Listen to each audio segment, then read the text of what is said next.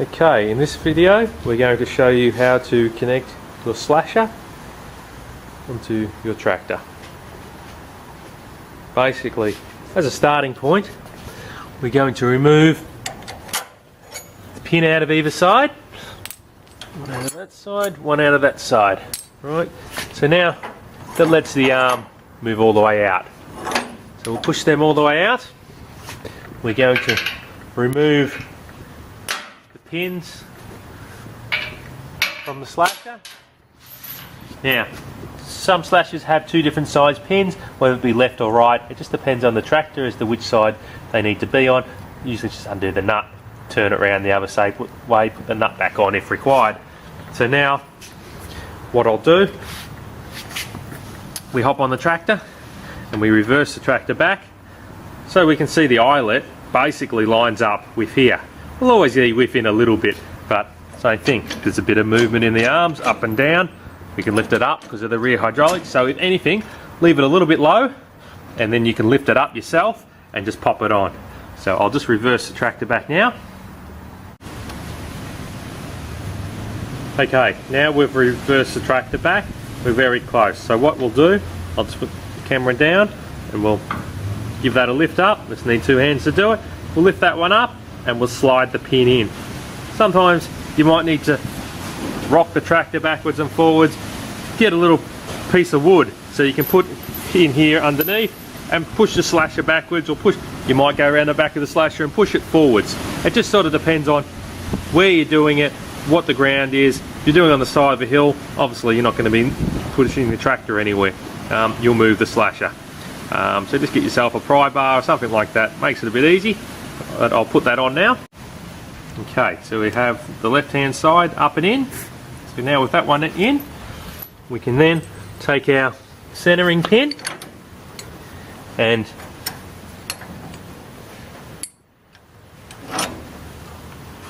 reinstall that as well. So now we'll just go around the other side and install the other one. Okay, here we are on the right hand side of the tractor. I've just lifted it up and on. We'll now slide the pin in and flick it over. Now, we grab this pin. We just open the pin up, ready to go. Align and flick that one back down into place as well. So now we have the slasher sitting there. Now it's time to set the top arm adjustment. So to set the top arm adjustment, as you can see, the chains are just loose. So we can now bring our top arm. Now they have two different height adjustments. It depends on the brand of the slasher. It depends on what sort of angle you like to run your slasher at. There's a lot of variables that come into it. So for starters, let's just set this one up in the top pin.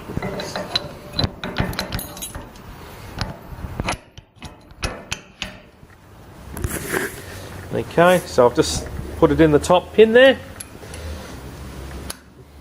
And there we go. Okay, so now the top pin's in. To start, before we do the chain adjustment, we're just going to unwind the top.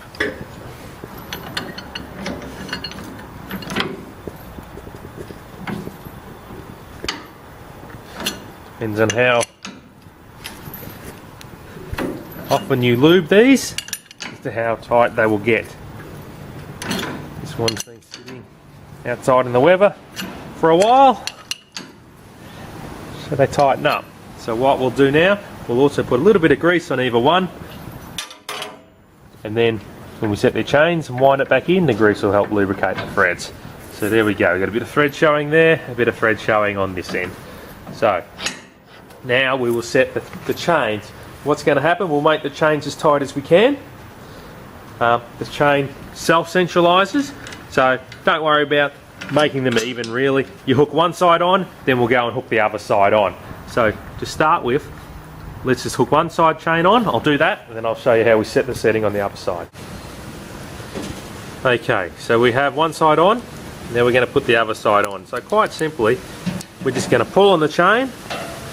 You might Need to wind the rear arm down if you need to a bit more, but predominantly we're just going to turn around and say, okay, well, I can either put it in the end one, it might be 3 links in, it could be 7 links in. It just depends on the length of chain they've given you and the brand of tractor it's on. There's a lot of variables that come into it, but it's about basically you pull a little bit of tension on it and then you can basically set it from there.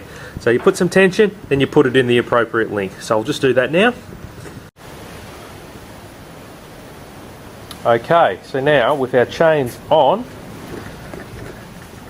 and you see we put some grease on either end, we will now wind the arm in like so.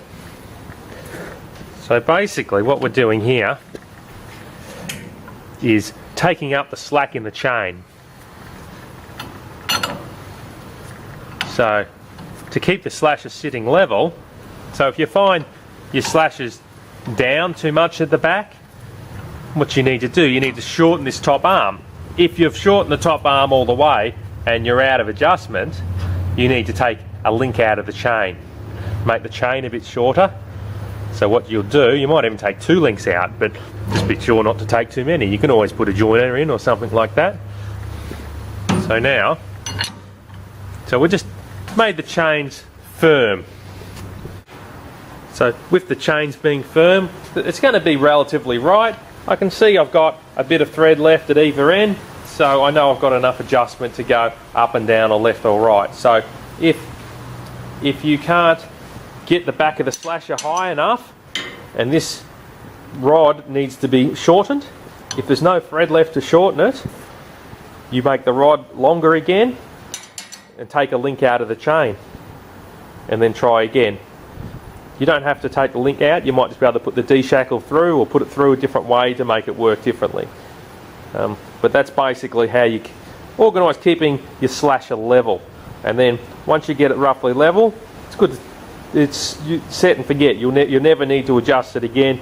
You might just loosen this arm to take the slasher off and on, and the likes of that. So depending on where you park, if there's tension on this top arm when you want to take the pin out, loosen the arm, tap the pin out with the hammer, take the 2 side pins out either side, and then slide them out, and away you go. Now I'll show you how to assemble the PTO shaft now. Okay, here we have our PTO shaft. So on either end, you have a quick release pin. Alright, so you push the pin to slide it on and off the shaft. The pin, once it's on the shaft, should return like that. If the pin is stayed down like that, it is not assembled correctly. Damage can occur. So you need to make sure it locates and the pin returns back out. Now, this inner and outer tube. So it's just this one sliding on the inside of the other one, okay, which gives you your telescopic. So when it goes up and down, the length of the shaft will change a bit. Yeah. Sometimes we have a couple of different lengths in tractors. Between different tractor models, brands, everything like that, there are different lengths. If your shaft is too long, you need to cut a bit off here and a bit off here. So whatever you take off here, so if you take 2 inches off, take 2 inches off the plastic. Take 2 inches off here and take 2 inches off here. Still only making your shaft 2 inches shorter because you're overlapped. You're only taking 2 inches off each. So get yourself a ruler, you measure from here to here, and let's say 2 inches is what we're aiming at. 2 inches from here to here, and then 2 inches on the steel to steel. Make life easy, cut your plastics first. You can, quite simply, to measure, there's your groove that it locates into, the pin. So measure from this groove to the groove up onto the back of the tractor where it goes on. Then, lie your shafts side by side, measure from this pin to this pin, and this is your correct dimensions. So then figure out your total distance, and this will only compress so far, so you will need to shorten it to suit. Okay, we're now going to lift up the shaft and push it into place. You notice there's a tractor with the arrow stating which way the tractor goes onto the shaft. So I'll now just lift it up and push it, slide it in, and then I'll show you how the pins are clicked into place. Okay, so now we have either end shaft on, and we can note that the pin has gone on all the way, a little bit of grease on the shaft, the pin has gone all the way up and protruding out. Same thing on this side, we can see the pin is protruding out. Now, you have some secure chains here. These are to stop